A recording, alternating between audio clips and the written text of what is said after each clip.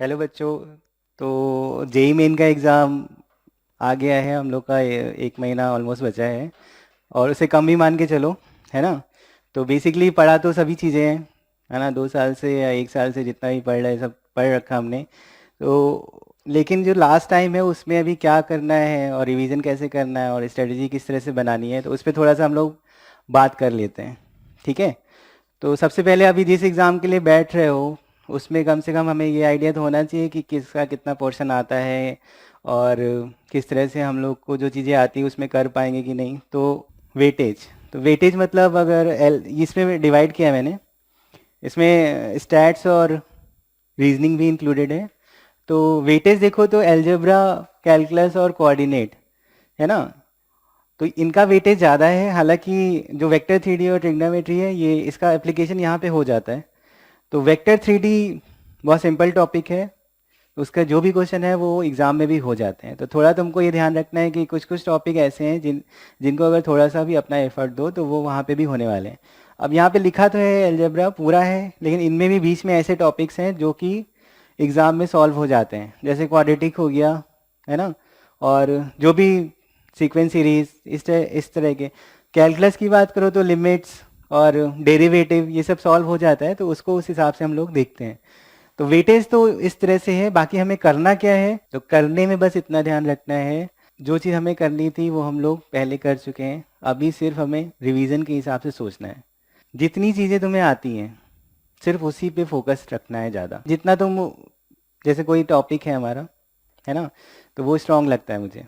पर स्ट्रांग इसलिए लगता है क्योंकि सारे क्वेश्चन उसके हो जाते हैं।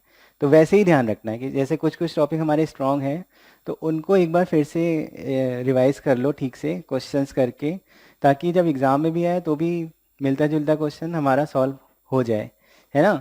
तो अभी जो टाइम बचा है उसमें हम लोग ये काम कर सकते हैं कि जो चीज़ हमें आती है उसको थोड़ा सा और पॉलिश कर लें। और जो चीज़ नहीं आती है, बिल मतलब बहुत डाउट रहता है कि ये क्वेश्चन पता नहीं सही हो नहीं हो नहीं हो सही हो, तो ऐसा है कि उसको तुम छोड़ भी सकते हो उस टाइम के लिए, क्योंकि वो उससे कोई फ़ायदा नहीं होने वाला। वो एग्ज़ाम में जाके वैसे ही तुम अंडर कॉन्फिडेंट हो जाओगे तो वो क्वेश्चन गलत होने के चांसेस ज़्यादा हैं। तो तुम्हें जो चीज़ आती है उसको तुम अच्छे से करो, और जो चीज़ नहीं आती है उसको तुम अभी छोड़ दो। लेकिन जो चीज़ आती है उसको अच्छे से करने में वही कि क्वेश्चन वहाँ पे सॉल्व हो जाएगा। ठीक है, ठीक। और इसका ज़रूर ध्यान रखना है।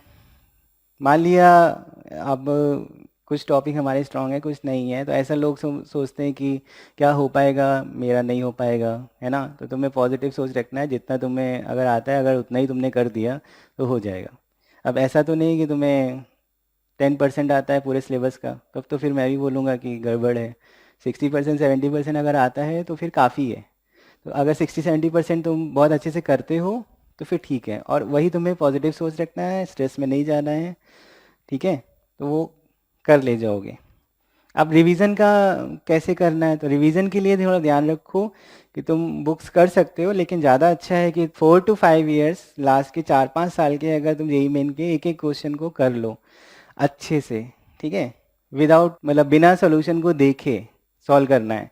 तो अगर ऐसा करोगे तो तुम्हारा जो है ना, तुम्हारा जो प्रिपरेशन है वो अच्छा अच्छा हो जाएगा। मतलब क्वेश्चन को जो अप्रोच करने वाली जो चीज़ होगी वो उस पर तुम्हें ज़्यादा सही मिलेगा अगर तुम लास्ट के 4-5 साल के ही क्वेश्चन कर लो।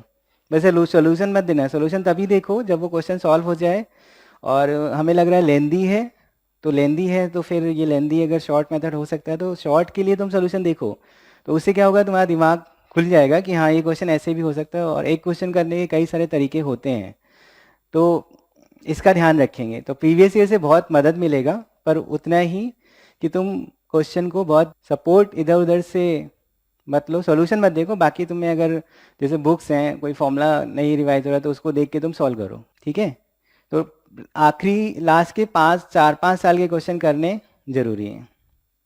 तो अगर कर लोगे तो फिर बेनिफिट मिलेगा इसका। हाँ, तो इतना। अब देखो मॉक टेस्ट यहाँ पे बहुत इम्पॉर्टेंट चीज़ है ना। तो तुमको बहुत अच्छे से क्या करना है, पहले तुमने प्रीवियस ईयर क्वेश्चन कर लिए, रिवीजन कर लिया। अब क्या है, उसको तुम्हें टेस्ट के हिसाब से एनालिसिस करना है, अपना एस्टिमेट करनी, मतलब इवेल्यूएट करनी चीज़ें। तो फुल टेस्ट और पार्ट टेस्ट दोनों ही तुम दो। अगर कोई टेस्ट सीरीज़ है तो ठीक है, नहीं तो घर पे भी तुम ऑनलाइन सर्च करके टेस्ट दे सकते हो। टेस्ट में फ़ायदा ये रहेगा कि कम मतलब तुम्हें एक तो स्पीड रखनी है मेंटेन, और कम टाइम में क्वेश्चन सॉल्व करना है। तो थोड़ा सा जितने ज़्यादा दोगे उस हिसाब से तुम्हारा ट्रेनिंग मतलब उस हिसाब से बनेगी कि 25 क्वेश्चन अगर हमारे मैथ्स में आ रहे हैं तो कम से कम अगर या तो सारे कर लो जितना अच्छी स्पीड होगी, पर 15-20 तक तो आराम से पहुँचो, और क्वेश्चन सॉल्व भी हो और आंसर भी आए। तो इस वजह से कम तुम्हें 5-6 देने चाहिए टेस्ट, है ना, जब तक अभी आने वाला है। तो और ये है कि उस टेस्ट देने के बाद एक बार पूरा फिर से सॉल्व करो, तो क्वेश्चन सॉल्व होने भी चाहिए। अगर सॉल्व हो रहे हैं तो ठीक है, और मान लो स्ट्रॉन्ग टॉपिक है तो उसके तो ज़रूर सॉल्व होने चाहिए, तो नहीं अगर कोई स्ट्रॉन्ग है तो भी ठीक है ना। तो इससे तुम्हें थोड़ा फ़ायदा मिलेगा, क्योंकि रिहर्सल है और एग्ज़ाम में जब बैठोगे तो ये काम में आएगा। नर्वसनेस केवल अगर सीधे एग्ज़ाम में बैठ जाओगे तो नर्वसनेस बहुत हाई ज़्यादा होगा, अगर ये सब थोड़ा सा दोगे तो थोड़ा तो इफ़ेक्ट मिलेगा, नर्वसनेस थोड़ी सी कम होगी। ठीक है। अच्छा, अब ये रिवीजन कर लिया, टेस्ट कर लिया, उसके बाद भी बच्चों के दिमाग में ये जनरल क्वेश्चन रहते हैं, है ना। जनरल क्वेश्चन मतलब क्या है और कैसे, और इतना कर लें तो क्या होगा। तो ये मान के चलो कि जैसे मान लो पहला क्वेश्चन देख रहा हूँ मैं, ये अपने हिसाब से लिखा है, बहुत जनरल है। कितने मार्क्स चाहिए कि हमें एक अच्छा कॉलेज मिल जाए? तो मेरे ख्याल से अगर कोई भी एग्ज़ाम कंपटीशन वाला है तो 50-60% काफ़ी है। अगर तुम इतना ले आते हो तो बढ़िया कॉलेज मिलेगा और ब्रांच भी ठीक मिलेगी। अब 50-60% लाने के लिए भी तुम्हें ठीक ठीक चीज़ें आनी चाहिए, है ना। क्वालीफाई का मतलब होता है कि जैसे 100 300 का है तो 100 या एक 100 ऐसे में आसपास क्वालिफाई हो जाओगे। लेकिन 50-60% मतलब 380 37 180 170 160, है ना, इस टाइप से अगर मार्क्स आएंगे तो मतलब तुम्हारा सही स्कोर है और अच्छा कॉलेज मिलेगा। ठीक है। अभी एग्ज़ाम में बैठ के कहाँ से स्टार्ट करें ताकि हमारा अच्छा सा मार्क्स आए?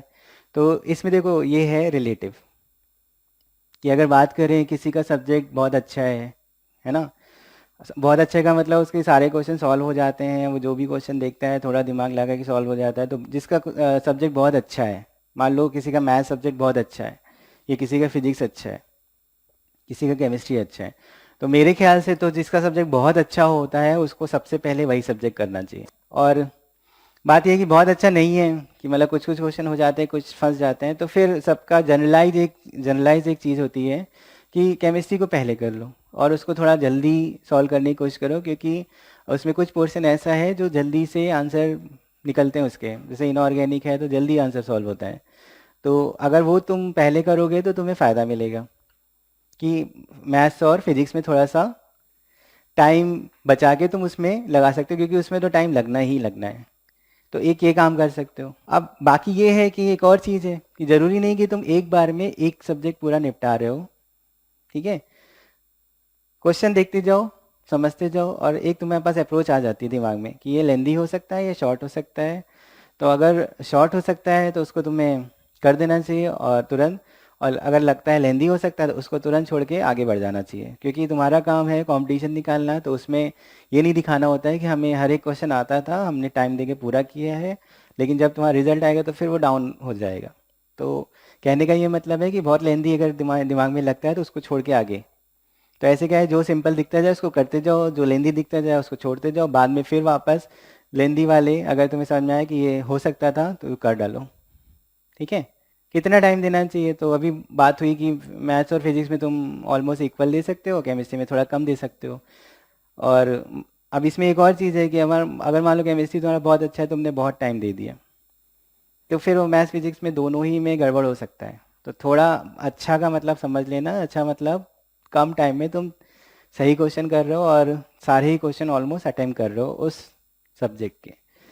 ठीक है। तो 50 मिनट, 45 से 50 मिनट केमिस्ट्री, उसके बाद मैथ्स फिजिक्स में इक्वल डिवाइड कर लो। ठीक है। और ऐसा ये देखना कि सारे क्वेश्चन कम से कम हमें दिख जाएं पेपर में, ऐसा नहीं हो कि बाद में फिर सोचो कि ये क्वेश्चन हो जाता पर वहाँ तक पहुँच ही नहीं पाए। तो इसलिए टाइम को डिवाइड करना ज़रूरी है। ठीक है। और बाकी ये जो फोर्थ क्वेश्चन है कि दो सब्जेक्ट मतलब समझो कितना 200 मार्क्स हो गए, तो 200 मार्क्स में अगर तुम 160 ले आ रहे हो तो थर्ड अगर नहीं भी है कोई दिक्कत नहीं। इसमें कोई ऐसा इंडिविजुअल कट ऑफ नहीं है, वो सिर्फ एडवांस में होता है। तो तुम यहाँ पे आराम से, और क्वालिफाई तो आराम से करोगे ना, क्वालिफाई में तो कुछ दिक्कत नहीं है। ये मैं ऊपर की बात कर रहा हूँ, वो तुम आराम से ला सकते हो, ठीक है।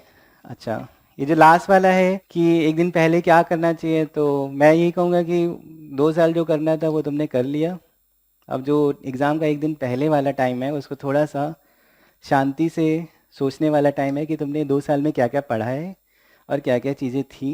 और नेक्स्ट डे एग्ज़ाम के लिए जब बैठोगे तो उसमें तुम्हें अपना जो तुमने टेस्ट दिया होगा, जो रिवीजन किया होगा, तो वो स्ट्रैटेजी बनानी है कि अगर ये वाले टॉपिक से क्वेश्चन आता है तो ये मैं कर दूंगा, और ये आएगा ऐसे कर दूंगा। तो एक दिन तुमको ऐसा शांत रह के सोचना है, ठीक है। उसका इफेक्ट तुम्हें दूसरे दिन देखना है, स्ट्रैटेजी बनानी है, ठीक है। तो रिवीजन के लिए बहुत कम टाइम है, लेकिन हाँ प्रीवियस ईयर 5 साल की कर लो, काफ़ी है। और बाकी इस पे थोड़ा सा ध्यान रखेंगे तो अच्छा होगा। तो ठीक है, फिर ऑल द बेस्ट।